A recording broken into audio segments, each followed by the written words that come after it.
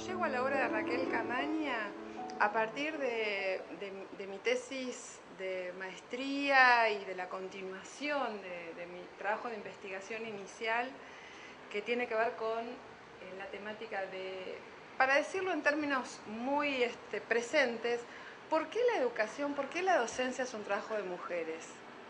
¿Por qué la presencia femenina tan contundente, tan mayoritaria, en particular a nivel primario, pero también a nivel inicial y también a nivel medio, pero contundentemente y por una política en el nivel primario, que es el nivel que estudié, porque además es el originario, ¿no? De alguna manera es el organizador del sistema educativo de nuestro país.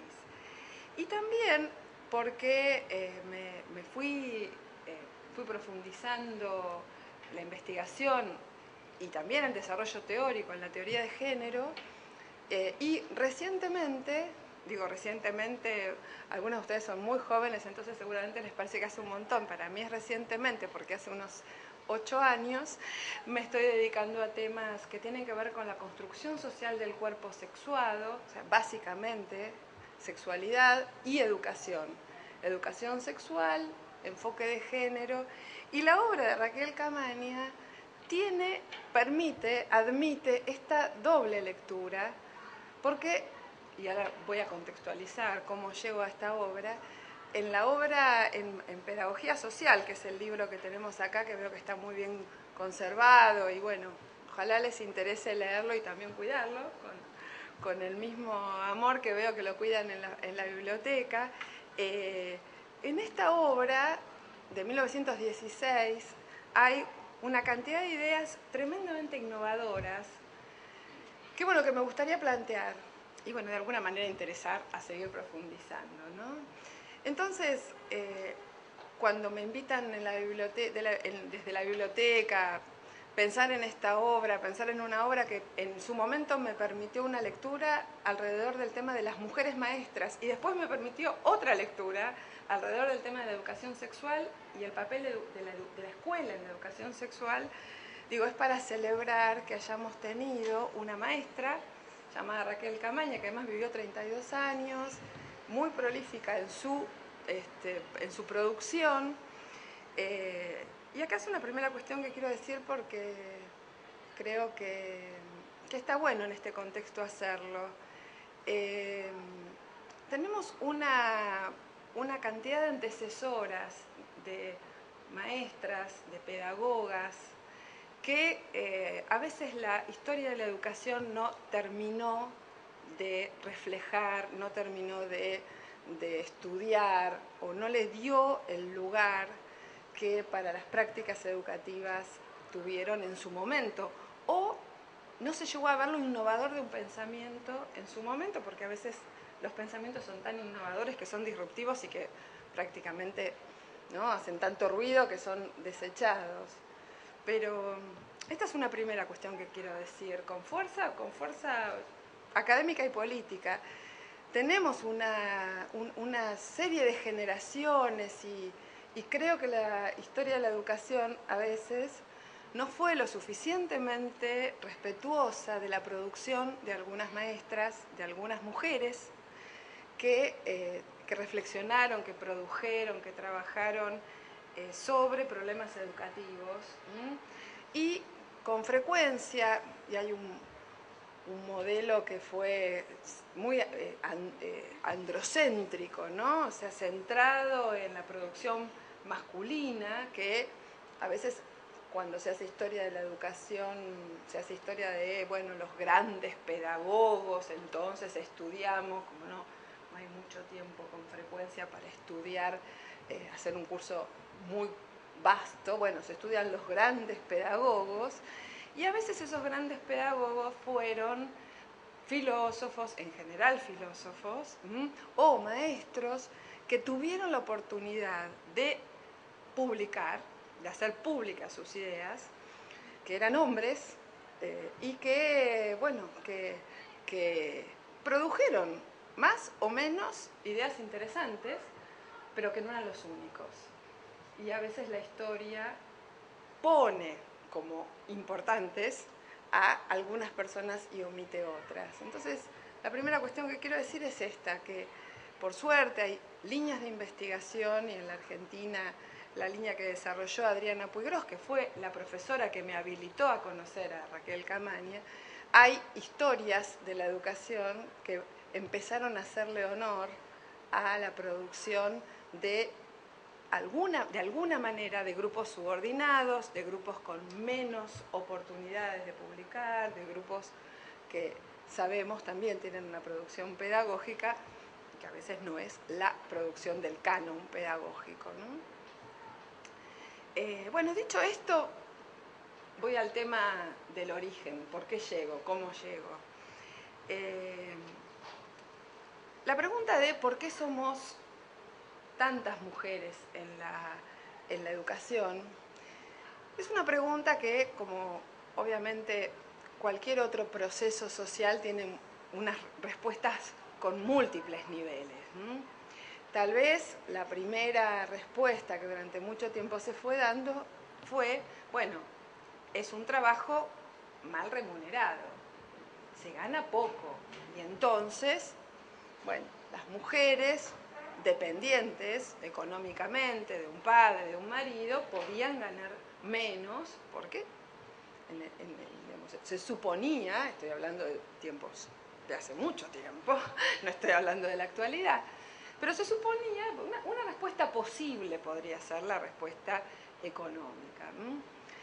Otra respuesta posible que también se dio en general, con bastante asiduidad, es que las mujeres somos maestras porque naturalmente tenemos condiciones para vincularnos con los niños y las niñas, de, bueno, una especie de amor maternal natural, digamos, esencial, paciencia, que también hay que aguantar a los chiquitos y las chiquitas, ¿no? Tanto amor, pero también un poquito de paciencia, o la posibilidad de comunicarse, de entrar en un código común con niños y niñas. Esta es otra hipótesis de por qué tantas mujeres en la docencia. También estas hipótesis han dejado un poquito afuera a las propias mujeres, ¿no? O sea, una pregunta que también cabría en la primera problematización es ¿por qué las mujeres queremos ser maestras? ¿No? No es un sujeto de imposición, también hay un deseo activo. ¿Qué deseamos las mujeres cuando decidimos ser docentes? ¿Qué queremos hacer de nuestras vidas? ¿Cuál es nuestro proyecto? Con esas preguntas, hace muchos años empecé a trabajar, empecé a revisar fuentes, porque la docencia es mayoritariamente femenina, ¿no? ¿Y qué encontré? Encontré efectivamente un entrecruzamiento de motivaciones.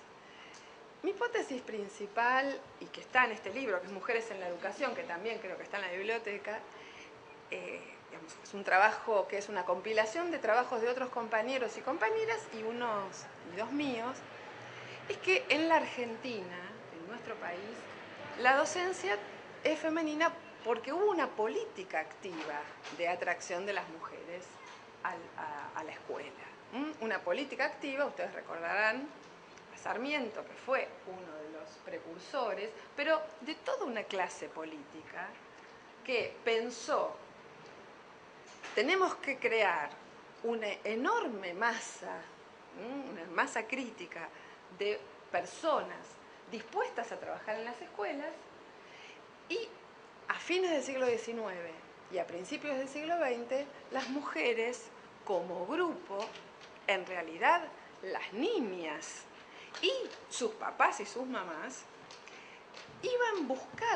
empezaban a buscar un espacio de estudios secundarios para poder inclusive seguir estudiando en la universidad. Entonces, la primera hipótesis, que es el resultado de esta investigación, pero bueno, una siempre sigue pensándola, es: las mujeres son maestras, o las maestras son mujeres de alguna manera como producto de un proceso histórico en el que convergen una decisión política de un grupo hegemónico en el poder y también una necesidad de un movimiento social de familias, tal vez los sectores que buscaban un ascenso social y que no querían que las niñas fuesen solamente madres y amas de casa o que estudiaran piano y francés, las chicas más acomodadas, sino que estaban buscando un espacio de inserción laboral y de continuación de los estudios. Y ahí se produce, creo, una gran conjunción, una conjunción muy importante que pocas veces se dio, creo, en la historia de la educación argentina, de intereses de sociales y de intereses políticos. Yo creo que esa es la clave del éxito del proyecto de feminización de la docencia en la Argentina. Se abren las escuelas normales y las mujeres van. Las dos cosas pasaron a la vez. ¿Por qué van las mujeres? Recién decía, porque si nosotros pensamos que la escuela nacional se había creado unos años antes que la escuela normal, nacional, el primer colegio nacional se crea en 1863, Bartolomé Mitre, un proyecto dirigido a formar dirigentes, aunque no estaba prohibido explícitamente, el nacional no era para mujeres, porque era para dirigentes. Y por el momento, y durante mucho tiempo, la palabra dirigente estaba connotada con el masculino. La escuela normal aparece como la opción del secundario para las mujeres. Aparece para las familias como la posibilidad de seguir estudiando. ¿Y con qué se entronca? ¿Con qué se vincula? Y ahí sí entramos a pensar dimensiones sociales y culturales. Ya estaba muy formada, muy consolidada, la idea de que la familia tenía una composición que era la más habitual o la más normal, comillas, para la crianza, que tenía que ver con una mujer, mamá, ama de casa, dependiente económicamente, un papá, varón, el sostén del hogar, y los hijos y las hijas, de alguna manera, lo que llamamos hoy la familia tradicional moderna, ¿no? Estaba consolidada ya esa imagen. Las mujeres, dependientes económicamente, dulces, tiernas y buenas, y lindas, y todas las virtudes que podamos imaginar. Y lo digo porque hoy en día nos reímos, pero pensemos que es un significado muy potente, que seguramente a cualquiera de las presentes acá, aún a las más jóvenes, y me encantaría en algún momento escuchar, en algún lugar todavía está haciendo algún ruidito. Todavía, me animo a decirlo, discutámoslo, todavía tenemos que ser bellas, inteligentes, buenas, eficientes en nuestro trabajo y cada vez más cosas. Digamos que podemos hacer una larga lista porque las cuestiones más bien se fueron agregando, no se fueron suplantando, ¿no? Ya, antes todo lo que hacíamos en el mundo privado, más lo que hacemos en el mundo público, más que vivimos un montón de años y tenemos que estar siempre bien, y así. Ahí hay una dimensión cultural, las mujeres como naturalmente maestras. Y la dimensión económica también pesó, porque como se podía pagar menos, y esto lo encontré en algunos documentos, se decía explícitamente que eran mejores. Mejores porque se podía pagar menos. Y una tercera cuestión que es muy interesante y que es esa que aquí entra justamente el pensamiento de las socialistas, Raquel Camaña era socialista, y de las anarquistas. También se decía que las mujeres tenían que bajar un escalón y que eran más proclives a bajar un escalón para conectarse con los niños y las niñas porque ellas mismas eran un poquito niñas. Y esto, digo, si todo lo que acabo de decir puede resultar un poco irritante, espero que nos irrite un poquito a todas, tal vez esta es la cuestión que va al nudo de lo que es la escuela. Los niños y las niñas pensados como sujetos digamos, más bien como objetos ¿no? Como objetos de educación que son débiles, a los que hay que tutorear, a los que hay que enseñar y cuidar y en todo caso muy lejos del concepto del sujeto niño que ahora tenemos, ¿no? El concepto de sujeto niño, sujeta niña, la Convención de los Derechos del Niño. No se pensaba hacia la infancia en ese momento. Empezaba a pensarse como una categoría social propia, con necesidades propias, pero más bien era una especie de objeto a tutelar. Las mujeres eran un poco niñas, pensadas como un poco niñas, entonces también podían estar cerca de esos niños y esas niñas. ¿Cuál era el modelo pedagógico? Lo digo muy rápido. Y ahí también hay algunos libros de la biblioteca que sería muy interesante revisar. ¿Alguna vez propónganse revisar algún libro de lectura o algún libro de texto de principios del siglo XX o de fines del siglo XIX? Los que tuve oportunidad de revisar tenían preguntas y respuestas del estilo, dicen el catecismo, por ejemplo, que las preguntas y las respuestas ya estaban establecidas. Recuerdo un libro de lectura de 1892 que tenía la parte de ciencias naturales. Entonces, la parte de ciencias naturales decía, ¿cuántas partes tiene el cuerpo humano? El cuerpo humano tiene 3 partes. ¿Cómo se llaman esas partes? Cabeza, tronco y extremidades. O sea, el manual, el libro, ese libro, al menos, o unos cuantos que tuve oportunidad de ver, se parecían mucho a un dogma que había que repetir, que obviamente implicaba muchísimo control del pensamiento, de la acción y de lo que ahí pasaba, y que reemplazaba en muchos sentidos, inclusive, y desbordaban inclusive, esto es muy interesante también, al propio positivismo que había sido la matriz pedagógica de la creación de las escuelas normales. Oyeron hablar de positivismo, ¿no es cierto? ¿No? La idea de que la razón argumentativa básicamente funciona demostrando, ¿no? Tenemos que demostramos a través de experimentos. El positivismo, por ejemplo, jamás hubiese reemplazado un experimento por la descripción de un experimento, nos hubiese reemplazado. Sin embargo, en la escuela argentina, por diferentes motivos que sería largo en este momento profundizar, pero que podríamos, el modelo apareció en muy poco tiempo, muy rígido, muy memorístico, enciclopédico, aparecían contenidos a transmitir. ¿Cuánta creatividad había ahí, digamos, como desafiando a las maestras? Y relativamente poca, bastante poca, diríamos, ¿no? Y aquí es donde hago el link, digamos, con otros pensamientos de algunas maestras que se rebelaban contra esta escuela memorística, contra esta escuela rígida, disciplinante, algunas maestras adentro del sistema, y una línea que es la de las socialistas y también la de las anarquistas.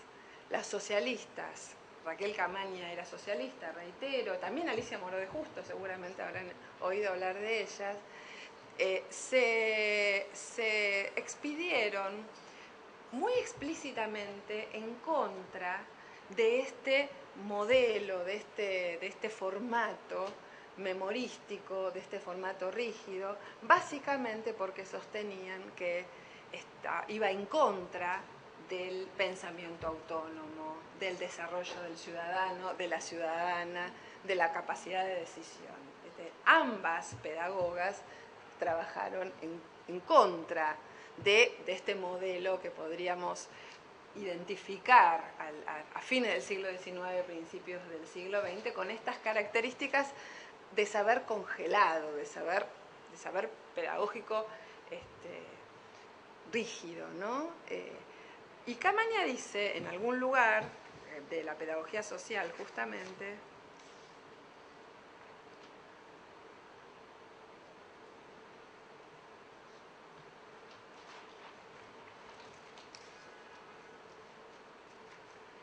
escuchen esto, el mal régimen actual ahoga, desvía, atrofia el innato amor del hombre por el niño. La escuela-hogar, la coeducación sexual, su finalidad, sacarán de nuevo por verdadero al principio. La función hace al órgano y el maestro, el apóstol, creador, artista, será engendrado por la escuela humana. ¿Qué quiere decir Camaña con esto? Camaña se ubica, estamos pensando a principios del siglo XIX, en una línea que hoy podríamos llamar humanista, pero no del Partido Humanista, sino humanística, en la que la creación, el arte, la posibilidad de la expresión son uno de los núcleos principales.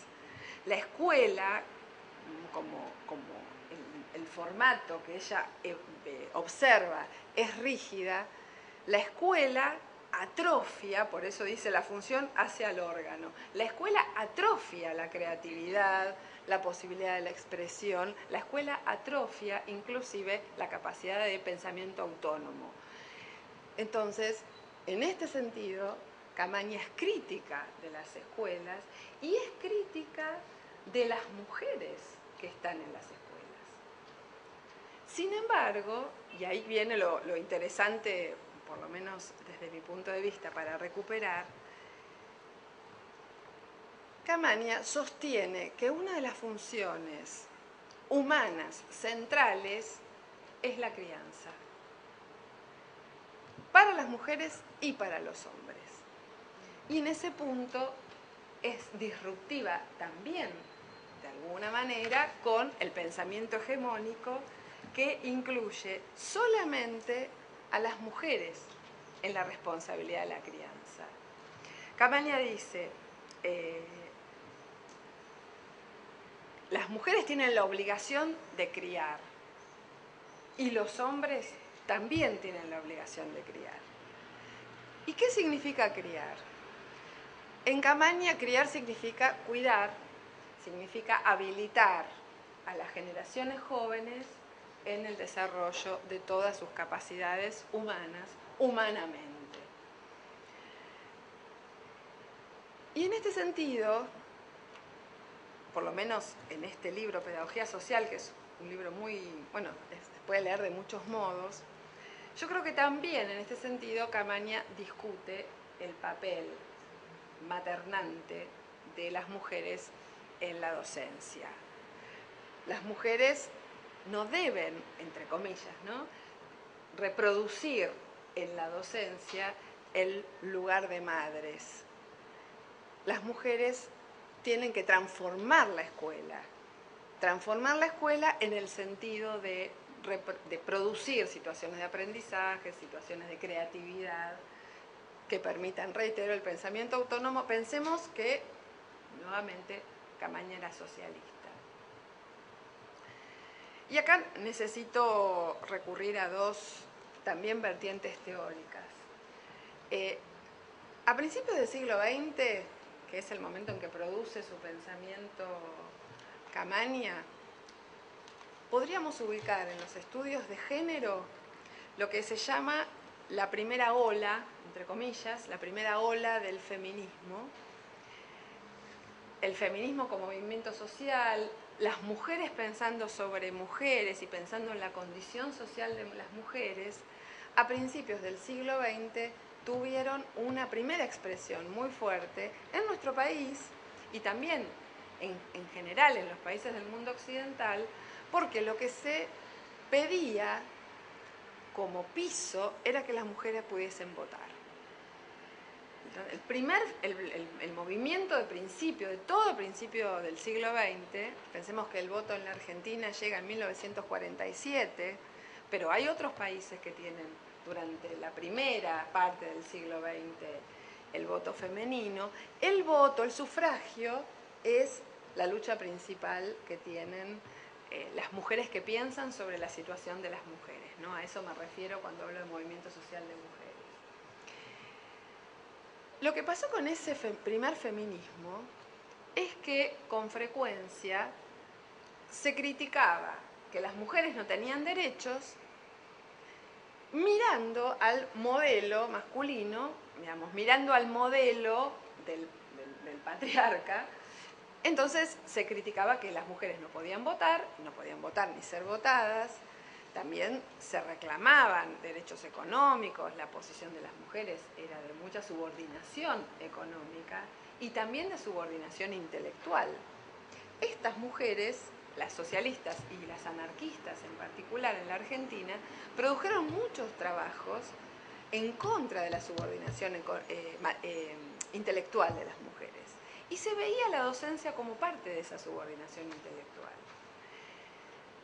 Ahora bien, ese feminismo, esa línea que se llamó sufragismo, sufrió obviamente la Primera Guerra Mundial, la Segunda Guerra Mundial, es decir, en la primera mitad del siglo XX está muy atravesada por las guerras mundiales, pero posteriormente y en la década de fines de los 60 y los 70, podemos ubicar lo que se llama la segunda ola del feminismo, el segundo movimiento, que ya coloca el problema no solamente en términos del voto, sino también en términos de los derechos civiles, de ser propietarias, por ejemplo, los derechos económicos. A ver, durante mucho tiempo las mujeres no podían salir de la casa, del país, si no era con el permiso del marido o del padre, ¿no?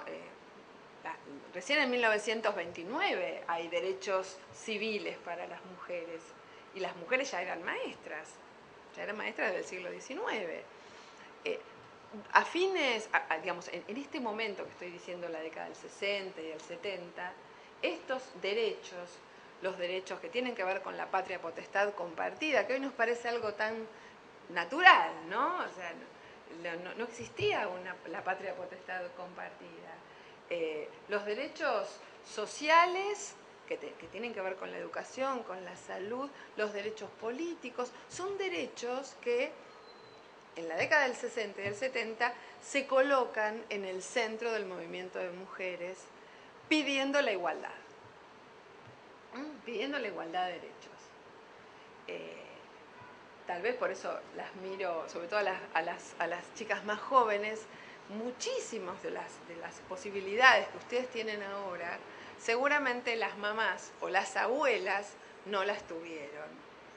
Las de posibilidad de estudiar, posibilidad de trasladarse, posibilidad de manejar dinero, posibilidad de volver tarde, salir y volver tarde, ¿no? Si ustedes les preguntan a las madres, a las abuelas, cómo era si tenían hermanos, seguramente les van a contar que había fuertes diferencias entre lo que podía pensar, hacer, ser el hermano varón y la hermana mujer en la misma familia, digo, ¿no? No me refiero ni siquiera a diferencias de clases sociales, que las hay, diferencias de grupos étnicos, que también las hay. En estas diferencias, las mujeres organizadas a fines de los 60 y en los 70 encuentran un espacio de lucha, un organizador, un nucleador para la lucha, y se genera lo que llamamos el movimiento social de mujeres, que justamente pelea por todos esos derechos que hoy estamos disfrutando. Sin embargo, y esto, digo, vuelvo a Camaña porque creo que fue muy precursor en ese punto, durante la primera época se vislumbró que efectivamente se estaba luchando por la igualdad, pero lo que parecía haber era una especie de deslizamiento entre la igualdad y ser idénticos, mujeres y varones. Ser idénticos, es decir, que parecía, por lo menos políticamente y teóricamente, que lo que querían las mujeres era ser iguales a los varones. Y entonces empezó otra producción, y yo creo que Camaña es una de las precursoras, otra producción que se empezó a llamar la producción de la diferencia, sobre la diferencia. Tenemos una producción que es sobre la igualdad, y ahí tenemos lo que podemos llamar el feminismo de la igualdad. Pero también, reitero, 10, 15 años, porque el feminismo de la diferencia es casi simultáneo, podemos ubicarlo en la década de los 80, en la década de los 80 en algunos países, en Italia, en Francia, en Estados Unidos. Nosotros tuvimos una dictadura brutal, de modo que se pararon también muchos procesos de producción que siguieron después cuando volvió la democracia. El feminismo de la diferencia tiene otro objeto, que es el de, por una parte, visibilizar y por otra parte, valorizar las producciones históricas de las mujeres. No pensando que son esenciales, porque lo que la teoría de género discute es que haya una esencia inmutable que diga que las mujeres somos expresivas, somos buenas, somos etcétera, etcétera. La teoría de género dice, sostiene, hay una dimensión cultural, histórica, social, que nos hace ser de una determinada manera porque tenemos un determinado cuerpo. Nos educan para que seamos, dulces, buenas, comprensivas y expresivas. Pero la pregunta es, ¿eso para la humanidad es bueno? Y la respuesta que muchas mujeres del movimiento social de mujeres, entre las que me incluyo, decimos sí, porque cuidar es bueno, cuidar es un valor. Poder comunicarse con otro o con otra, poder entrar con una conexión humana con las necesidades, los deseos, las posibilidades, las potencialidades de otro u otra, que es lo que significa, por ejemplo, para mí implica ser docente, que es eso, conectarse con la posibilidad del otro o de la otra y tratar de movilizarla, ¿no? De eso se trata, ser docente. Eso sí es valioso, eso es valioso. Y es valioso pensar que en algún momento hay que comer porque es valioso alimentarse y es valioso abrigarse cuando hace frío, ¿no? Y es valioso descansar y, bueno, de eso se trata el feminismo de la diferencia, que es de valorar políticamente lo que vinieron produciendo las mujeres, ya no como esencial y natural, y menos como justificativo de que ganen menos, que tengan posiciones subordinadas. No se trata de eso, se trata de valorar, de construir valor. Y yo creo, es una interpretación muy personal, que lo que decía Camaña respecto del lugar de la educación, ¿no? Y de las mujeres y de los varones en la educación, era colocar justamente al cuidado, a la preocupación por generar buenas personas, personas autónomas, personas libres, personas educadas. En ese punto creo que fue precursora en pensar, diría con cierta flexibilidad, un protofeminismo de la diferencia, ¿no? Es valorar, ya no qué maravilla las mujeres que son madres. Ella no está diciendo eso, ella está diciendo, cuidar es un valor, educar es un valor humano, en este humanismo, ¿no? Una sociedad mejor necesita mejores personas. ¿Quiénes van a formar mejores personas? Las mujeres y los hombres que valoren el cuidado, que valoren la infancia. En ese sentido, en esta segunda lectura, diría, hay un pensamiento de valoración de lo femenino sin caer en el estereotipo de género. ¿Me hago entender en esto? No, reitero, no está valorando la maravilla de la maternidad, que estaba recontravalorada, obviamente, estaba, ¿no? Como tantos discursos que valoran a la maternidad y que después no tienen un correlato empírico. Ella está diciendo la paternidad y la maternidad, conscientes de sus deberes, y la cito, digamos, que es un valor, el más humano ideal del hombre es ser padre, el más humano ideal de la mujer es ser madre. Padre y madre, respectivamente, de hijos mejores, física y moralmente superiores, de generación en generación. Y lo que ella está diciendo es, en este lugar se va a mejorar la humanidad. Esto es otro pensamiento que, desde mi punto de vista, es muy discutible, pero forma parte del pensamiento de la época, que se llamaba eugenesia. La eugenesia sostenía que era posible pensar en sujetos cada vez mejores, que iba a mejorarse la especie, y bueno, si leemos desde ese punto de vista, nos puede dar un poquitito de escozor, porque en realidad en ese momento estaba muy instalada la eugenesia. Recordemos que Alicia Moreau era médica, entonces la salud pública, la higiene, tenía que ver con un pensamiento de tener razas cada vez más puras, no en un sentido, creo, discriminatorio y elitista, sino simplemente para mejorar la humanidad, ¿no? Pero Camaña en este punto también es clara. Ella dice las mujeres y los hombres valorando el cuidado y valorando a la infancia como esos sujetos que son sujetos en sí, sujetos potenciales y sujetos en sí, sujetos de cuidado. Y una última cuestión que también en este punto marca lo innovador del pensamiento es que explícitamente Camaña está, por un lado, abogando por una educación sexual. Lo dice explícitamente. ¿Cuál es la educación sexual? Es esta educación. No es una educación en el sentido biomédico de la educación genital, del aparato reproductor, masculino y femenino, de esta versión tan reducida de la educación sexual, ¿no?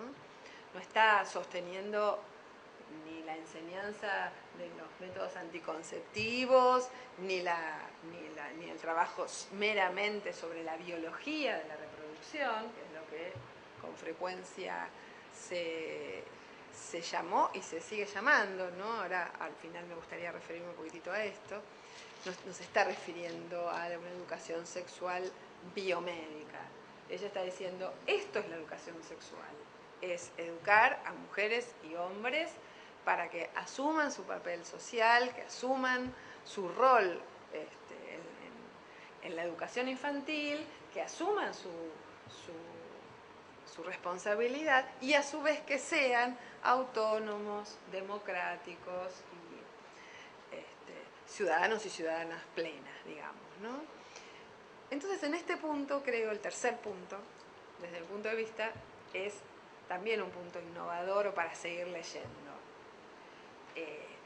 Cuando Camaña habla de educación sexual, está hablando de una integralidad que pocas personas en ese momento habían introducido, y durante muchas décadas no introdujeron, y que además sostiene con una propuesta fuerte, porque ella sostiene que la educación debe ser coeducación.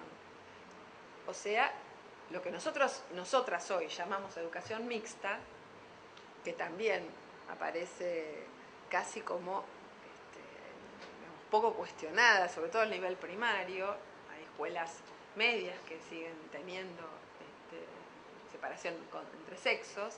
Camaña sostiene que la educación debe ser coeducación, es decir, los sexos juntos en la escuela, y que este es el camino. La coeducación sexual es el camino para generar, para educar mujeres y varones sujetos de derecho y sujetos de su responsabilidad en la formación de las generaciones futuras, ¿no? Si nosotros pensamos teóricamente, el límite que tiene el pensamiento de Camaña es el límite de la época. Camani habla de mujeres y varones. Y de alguna manera está pensando en la mujer, en el varón. Y obviamente hoy en día es mucho más complejo el modo en que pensamos a los cuerpos sexuados, ¿no? Ya no nos sirven las categorías mujer y varón a secas para pensar a un cuerpo sexuado. Reitero, es una lectura es una obra de 1916, no había, si bien, digamos, por ejemplo, homosexuales hubo siempre, no estaban nombrados, categorizados teóricamente en el pensamiento pedagógico, digamos, con una visibilidad, por ejemplo, como la que tienen en la actualidad. Evidentemente no se nombraba que hubiese otras identidades, otras orientaciones sexuales. De hecho, esto no está nombrado. O sea, Camani habla de mujeres y de varones en el sentido más clásico. Hay, no obstante, y para en este brevísimo y rapidísimo raconto histórico, hoy en día, así como pasamos de un feminismo de la igualdad, podríamos decir, ¿no? En esta segunda ola del feminismo de la igualdad, los derechos, la lucha por la igualdad de oportunidades, feminismo de la diferencia, la valoración, la lucha por el reconocimiento de la producción histórica y cultural de las mujeres como grupo, que también en este momento otros grupos están retomando, ¿no? La idea del reconocimiento. Posteriormente, ya a fines de los 90 y en la actualidad, ya podríamos hablar de otras teorías que ya discuten la categoría tan cerradas, femenino, masculino, mujer, varón, igualdad, diferencia, que podríamos enmarcar en una tradición postestructuralista, y que hoy en día están llevando a pensar en múltiples posibilidades para vivir estos cuerpos sexuados, múltiples, que implican diferentes combinaciones.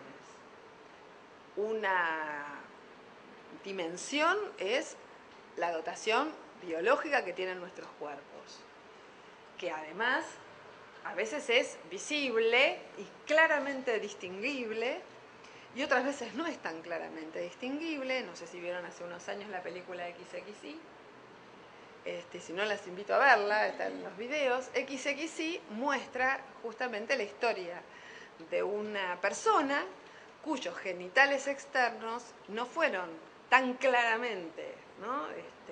En el momento del nacimiento no identificaban tan claramente su adscripción a un sexo u otro, y su familia decide que esos son genitales femeninos.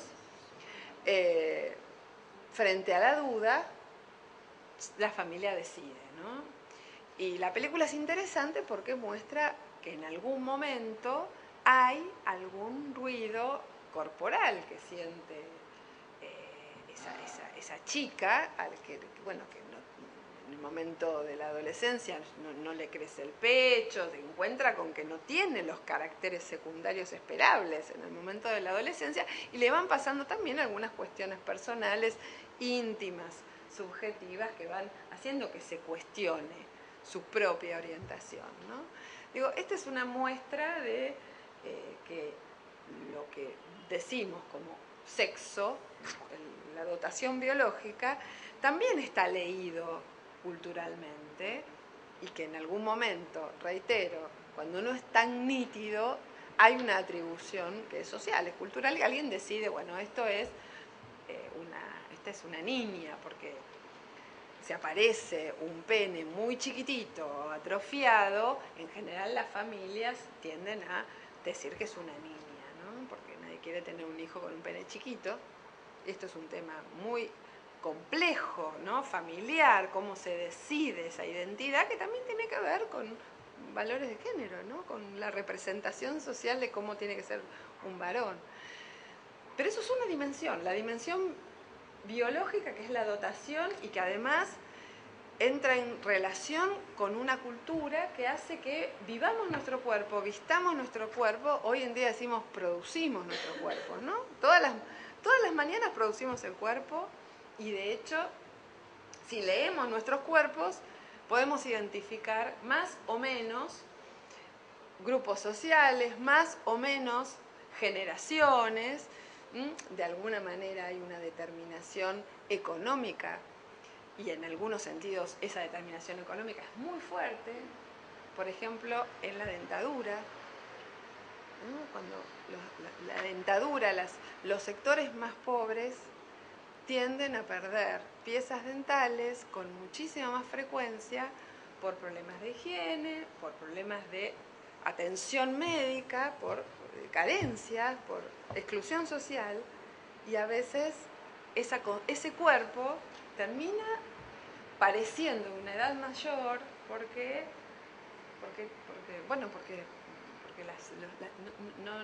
no hubo recursos como para mantener esa dentadura. Y ni qué hablar de todas las marcas que además incorporamos, ¿no? Los piercings, los tatuajes. ¿Quién tiene piercing, por ejemplo? ¿Vos tenés un piercing? Yo también tengo. Este arito, vos también tenés. En realidad, fíjense, nosotras tenemos piercing y no decimos que tenemos piercing porque esto se llama arito. En otro lugar se llama piercing. Bueno, pero a nosotras nos agujerearon la orejita cuando no podíamos opinar. Hoy en día las otras marcas se llaman piercing. Tatuajes, ¿no? Los tatuajes, una marca. ¿Alguien tiene tatuaje? Tatuaje. Bueno, cirugías estéticas.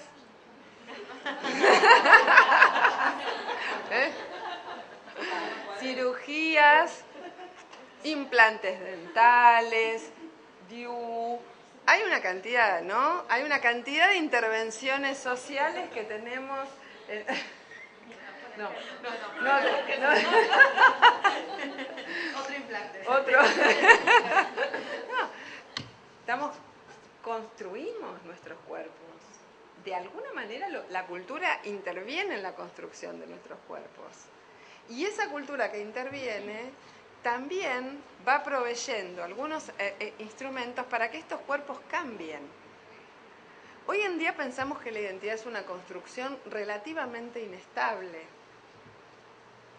No estoy diciendo que sea totalmente inestable, porque más o menos cada mañana nos levantamos y sabemos más o menos quiénes somos.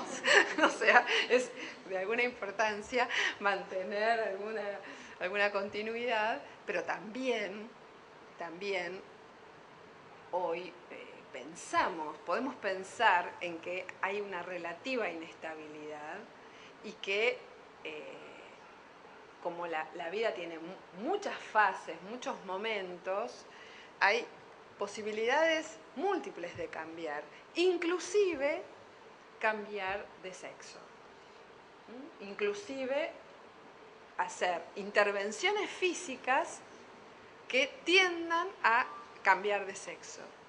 Y también entonces, por eso decimos, tanto la cultura como en general, como la medicina y la tecnología en particular, estoy pensando en la inseminación in vitro, están admitiendo que aquello que Camaña decía mujer, varón, hoy sea muy discutible y sea muy discutible pensar que hay una manera de ser mujer o una manera de ser hombre, sino que la dotación biológica que se vincula con la cultura a lo largo de la vida, con los cambios, digamos, sociales, con los cambios económicos, con las oportunidades económicas que tienen las personas, van haciendo también diferentes construcciones identitarias que van siendo cambiantes a lo largo de la vida.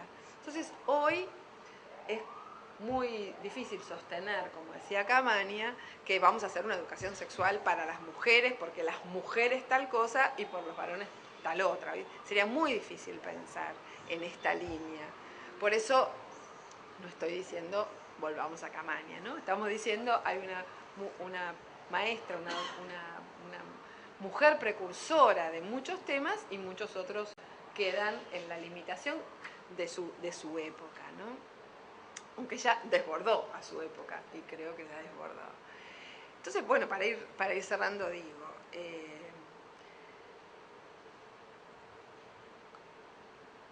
Camaña propone que la escuela sea mixta, que las maestras y los maestros por igual trabajen en la escuela. Ella piensa que tiene que haber una docencia mixta, tiene que haber una educación sexual que problematice o que tematice la dimensión cultural e histórica de las responsabilidades del cuidado y de la enseñanza. Sostiene, como todas las socialistas, el valor del conocimiento y la potencialidad que el conocimiento tiene para formar sujetos libres. En ese sentido es iluminista y moderna, como todas las socialistas. Y de alguna manera, digo, es una precursora en la valoración de lo que creo es uno de los nudos que define, o que podríamos pensar que define al trabajo docente. Si el trabajo docente, que durante mucho tiempo fue definido como un apostolado, una vocación, una entrega desinteresada, un altruismo, que yo no creo que muchas personas hayan sido así, pero parece que fueron, ¿no? Estamos pensando en un sujeto alienado, en un sujeto que se olvida de sí, ¿no? Deja de ser para entregarse a otro, a la infancia, digamos, un sujeto que no tiene necesidades, que no tiene derechos, ¿no? El extremo de pensar en la docencia como sacerdocio es una construcción que se abandonó hace mucho tiempo, ya se abandonó. A veces la idea del apostolado, la idea de la vocación, y ahí quería ir, fue eliminada y no quedó nada en el medio, ¿no? Entonces, a mí me parece que politizar la idea de cuidado es uno de los caminos también para repensar a la vocación.